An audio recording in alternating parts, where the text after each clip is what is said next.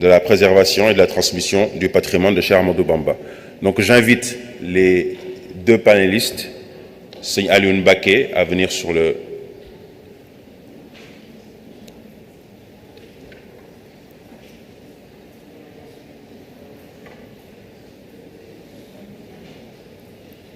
Donc je précise que Seigne Alioune Mbacké, avant de lui laisser la parole,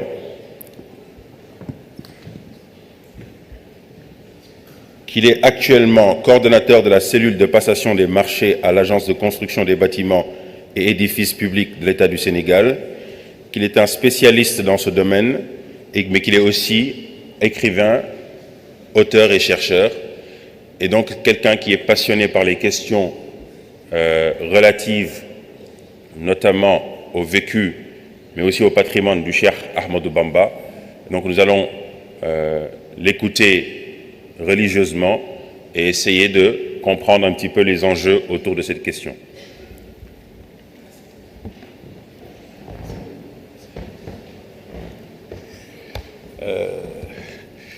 Assalamu alaikum wa rahmatullahi ta'ala wa barakatuhu. Merci beaucoup, monsieur le modérateur. Tout d'abord, permettez-moi de remercier les organisateurs de cette conférence internationale Cheikh Ahmadou Bamba à la maison de l'UNESCO. Je pense qu'il est grand temps de partager l'enseignement exceptionnel de Cheikh Ahmadou Bamba sur l'éducation, la tarbiya, parce qu'actuellement dans ce monde, je pense que c'est l'une des seules solutions pour retrouver le soi authentique.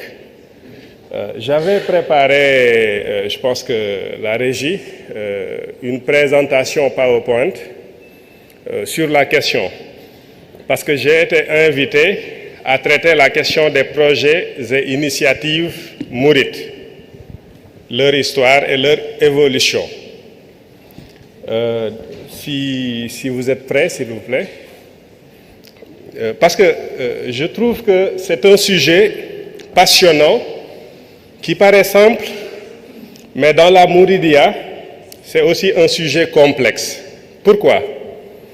Parce que la Mouridia est déjà un projet, un grand projet, un programme, un projet de société.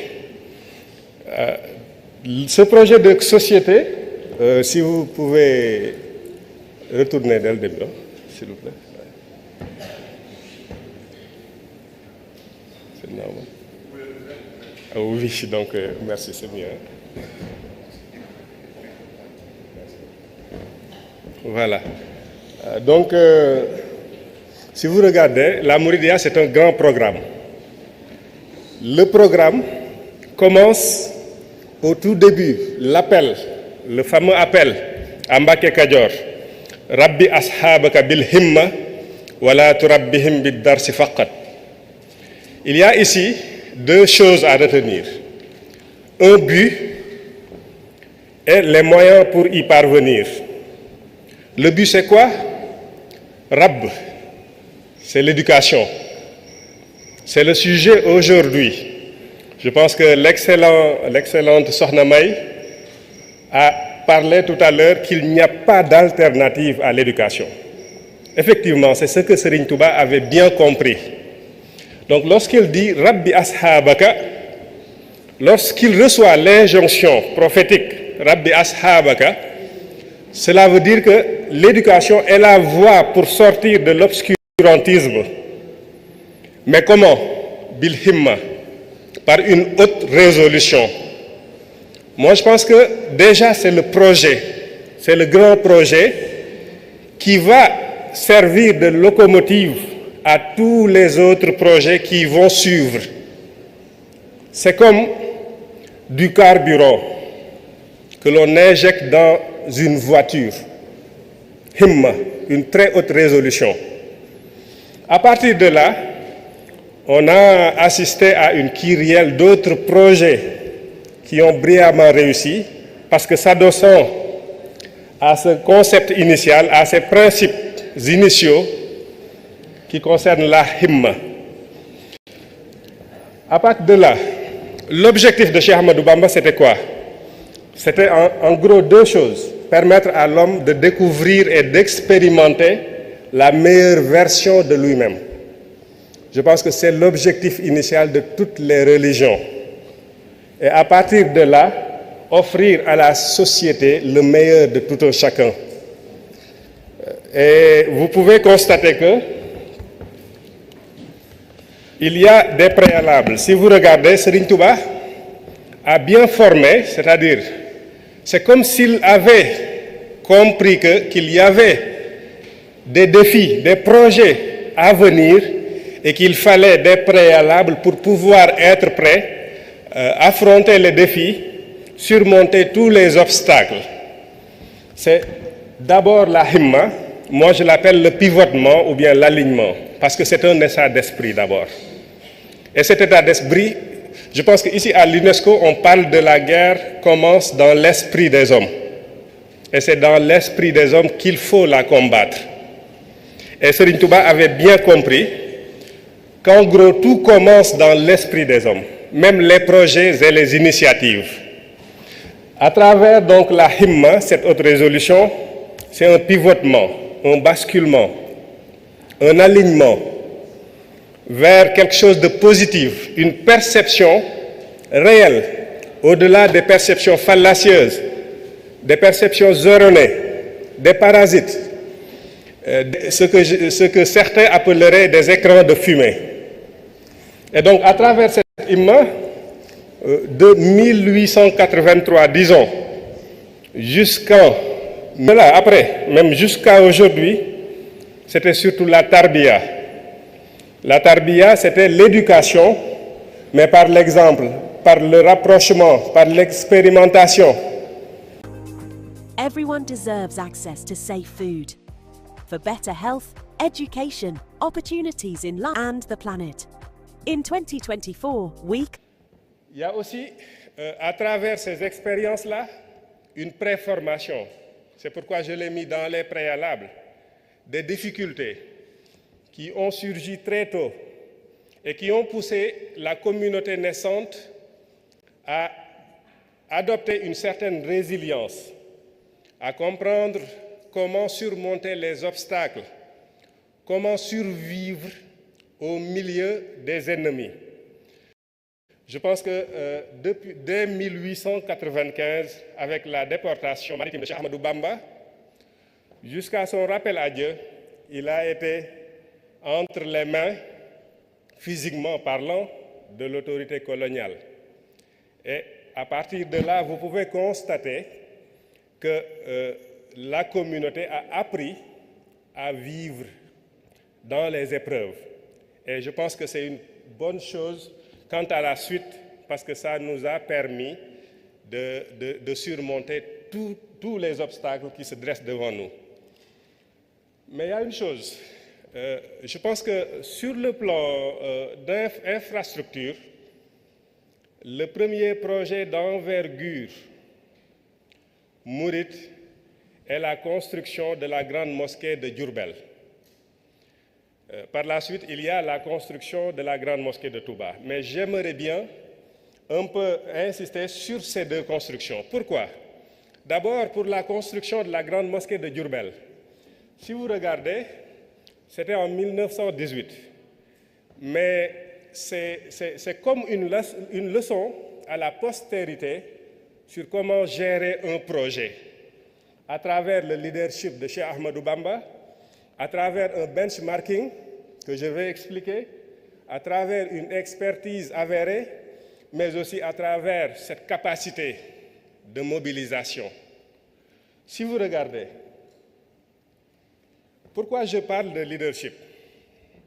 Mesdames et messieurs, je vous invite à regarder, à analyser ces trois photos-là. Moi, je crois que ces photos ont été prises peut-être en une demi-journée. Mais ça résume la philosophie mouride, la philosophie de Cheikh Ahmadou Bamba. D'abord, la première photo, regardez. C'est un leader, quelqu'un qui a pris l'initiative, en action, truelle à la main, qui va commencer le premier projet mouride. il n'est pas resté derrière. Il est devant pour montrer l'exemple. Et pour moi, c'est très important. La deuxième photo, si vous regardez, le travail du Cheikh ne l'a pas empêché de veiller scrupuleusement au respect des pratiques cultuelles. Moi, je pense que ça, c'est extraordinaire. Pourquoi? Parce que dans cet environnement-là, beaucoup auraient oublié ça. Donc ça montre l'importance qu'avait donné le Cheikh aux pratiques culturelles à l'intérieur même de la réalisation de ces projets. Aujourd'hui, on va vous dire que non, j'étais au travail, c'est pourquoi j'ai oublié de faire telle ou telle chose. Je pense que Serigne Touba avait bien montré le chemin. Et la troisième photo, moi, c'est ma préférée. Pourquoi? Parce que je regarde quelqu'un qui, on est en 1918, quelqu'un qui, pendant plus de 25 ans, est entre les mains de l'autorité coloniale, humilié, traîné dans la boue, accusé à tort, déporté loin de ses familles. Et cette personne-là est revenue, grand, droit dans ses bottes, en train de faire témoigner la postérité à travers ses photos, et surtout entouré par deux éléments, par ses proches, mais aussi par ses soi-disant ennemis. Droit dans ses bottes, au milieu. Ça, c'est la victoire totale. Je pense que ces photos-là méritent vraiment une grande attention. Et pourquoi je mets en avant ces photos? Parce que seules ces photos, à elles seules, ces photos devaient résumer notre intervention. Ça nous montre que toutes nos initiatives, nous avons pris l'exemple sur Cheikh Ahmadou Bamba, et ce n'est pas uniquement théorique, il l'a pratiqué. Et heureusement, alhamdoulilah, on a ces photos-là. Sinon, on aurait dit que peut-être il était derrière, il avait ordonné à tel ou tel de faire telle chose. Donc c'est quelqu'un qui est en avant, qui a pris les devants, qui est toujours en action. Et alhamdoulilah, rabbil alamin, je dis jërëjëf Serigne Touba.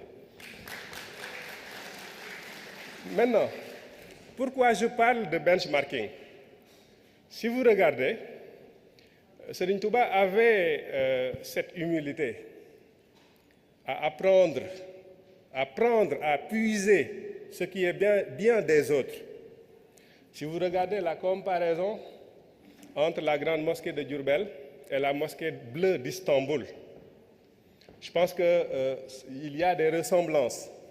Et ce qui est bien, c'est que c'est cet enracinement d'abord, mais aussi cette ouverture vers le monde. C'est très important aussi. Mais surtout, vous avez vu, la réalisation de la grande mosquée de Diourbel a été réalisée pendant 7 ans, je crois, et ça a été un succès avec ce que l'on sait aujourd'hui. Mais ça a apporté aussi un nouveau souffle dans la volonté du Cheikh de réaliser son projet cher, à savoir la construction de la grande mosquée de Touba. Là aussi, il faut apprendre énormément de choses. D'abord, Serigne Touba était quelqu'un qui respectait les lois et les règlements. Pour faire le projet, il a patienté, il a usé de tout, il n'a ménagé aucun effort pour avoir les autorisations préalables. Il n'était pas dans l'informel, il était dans la légalité, dans la formalité.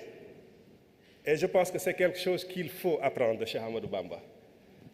Il y a aussi les résistances, surtout après la disparition du Cheikh, la résistance à l'épreuve aussi, dans la grande mosquée, dans la construction de la grande mosquée de Touba, à travers l'affaire Pierre Tallery. Je pense que le temps nous est compté, donc je vais passer outre.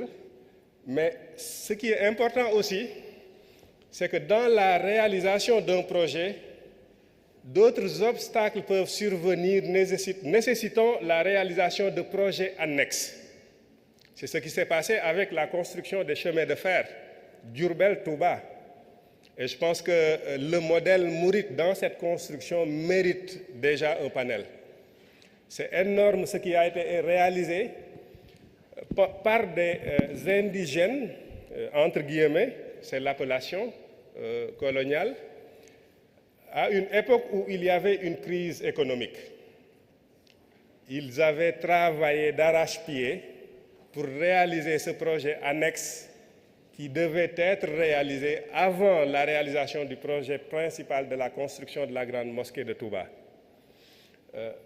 Je pense que aussi la grande mosquée de Touba peut nous apprendre aussi cette patience, mais aussi cette persévérance, parce que c'est quelque part un chantier qui est toujours fini, mais que personne ne souhaite que ça finisse. Pourquoi je m'explique? Parce que chaque génération veut apporter littéralement sa pierre à l'édifice. Si vous regardez de la fondation à l'état d'avancement par Cheikh Mohamedou Moustapha, de l'achèvement à l'inauguration par Serigne Fallou Mbacké, de l'extension par Serigne Abdoul Ahad, de l'imama, c'est très important parce que c'est immatériel, par Serigne Abdoul Khadr, de la rénovation par Serigne Saliou et El Hadji Bara Fallilou Mbacké, jusqu'au nouveau projet de rénovation par l'actuel khalife général des Mourides, Serigne Mountakha Mbacké, qu'Allah lui prête longue vie et santé de fer. Je pense que la communauté mouride a montré qu'à travers ce symbole de la grande mosquée de Touba, c'est à la fois une passerelle entre plusieurs générations, mais ça montre aussi la résilience d'une communauté et la volonté de travailler, d'œuvrer au service de Cheikh Ahmadou Bamba. Si vous regardez aussi, depuis lors, il y a énormément de mosquées qui ont été construites parce que les bases étaient déjà solides. Vous pouvez voir la mosquée Massalikul Jinan. À Touba, il y a des centaines de mosquées. Dans les périphéries aussi, dans les villes fondées par les lieutenants et les descendants de Cheikh Ahmadou Bamba, il y a des mosquées.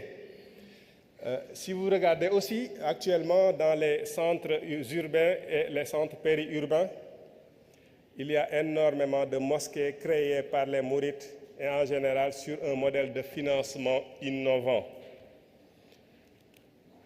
Donc, pourquoi le secret d'une telle réussite, excusez-moi? Moi, je pense que ça repose sur trois notions. Dans Houqa, Serigne Touba, parlant des saints, disait Touba li abdin muridin sadiqin lahumu bi khidmatin aw bi hubbin aw hadiyati. Maintenant, nous pouvons apprendre de ces trois notions-là, khidma, hubb, hadiya. La khidma comme, je ne dirais pas un service désintéressé, mais plutôt un service altruiste. Parce que d'un point de vue psychologique, c'est intéressé, mais on diffère l'intérêt. Maintenant, donc, on parlera de service altruiste. C'est très important et c'est en contradiction avec la notion gréco-latine du travail.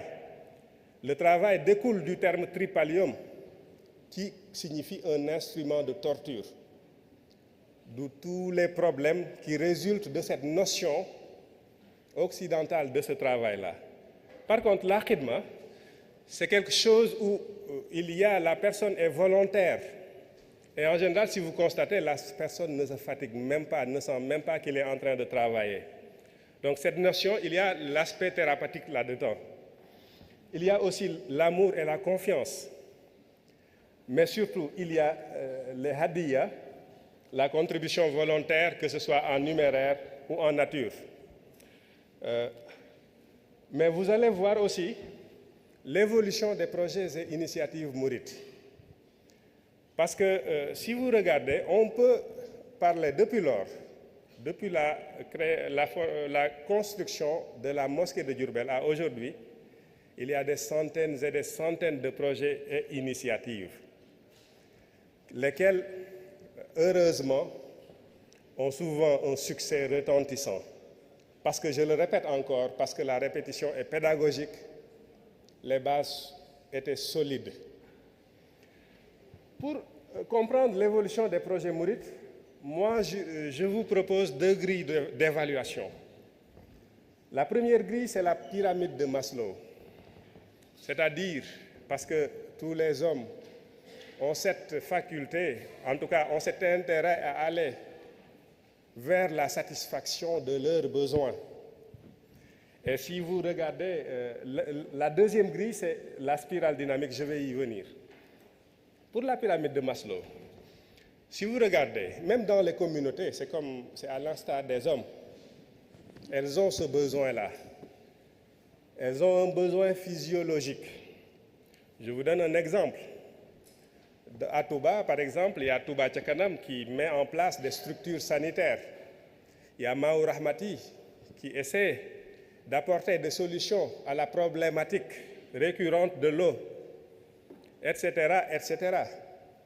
Mais aussi, il y a un besoin de sécurité à travers Safinatul Aman, à travers d'autres structures, mais à travers aussi cette volonté de préserver le patrimoine de Cheikh Ahmadou Bamba. Il y a plusieurs projets, Touras, etc.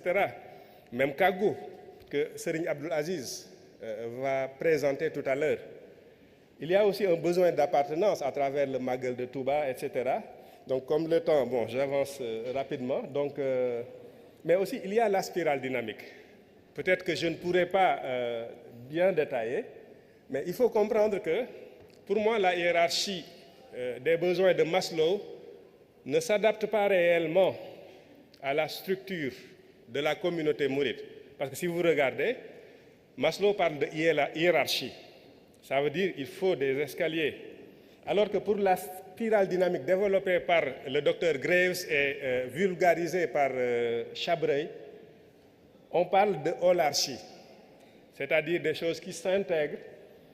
Et ici aussi, il fait le distinguo entre valeurs cachées, valeurs profondes et valeurs de surface. C'est très important pour comprendre la psychologie de la communauté mouride. Moi, je situerai cette communauté dans ce que Chabreuil appelle des cubes bleus, c'est-à-dire, surtout dès les premières heures, sacrifier le soi dans l'immédiat pour obtenir une récompense future. Et si vous voyez aussi, cela ne nous empêche pas de migrer vers les autres valeurs de référence de cette spirale, à savoir ER orange, exprimer le soi de manière réfléchie afin de ne pas provoquer l'agressivité des autres, mais aussi et surtout, FS vert, sacrifier le soi maintenant pour obtenir maintenant l'harmonie pour soi et pour les autres. Bon, je vais terminer en disant que, donc si vous regardez depuis lors, il y a eu un changement. Un siècle s'est écoulé. Mais c'est un changement horizontal à l'intérieur de ce système de référence. Parce que dans d'autres pays, dans d'autres communautés, ils ont procédé à un changement vertical, c'est-à-dire laissant de côté tout ce qui était la base. Alors que nous, notre chance dans cette communauté mouride, c'est d'opérer ce changement horizontal, c'est-à-dire en maintenant les mêmes valeurs de référence, mais en l'adaptant, en les contextualisant et en les conceptualisant. Je pense que j'allais venir sur les forces et faiblesses, mais je pense que bon, le temps ne nous le permet pas. En tout cas, encore merci une fois de votre attention. Wassalamu alaikum wa rahmatullah.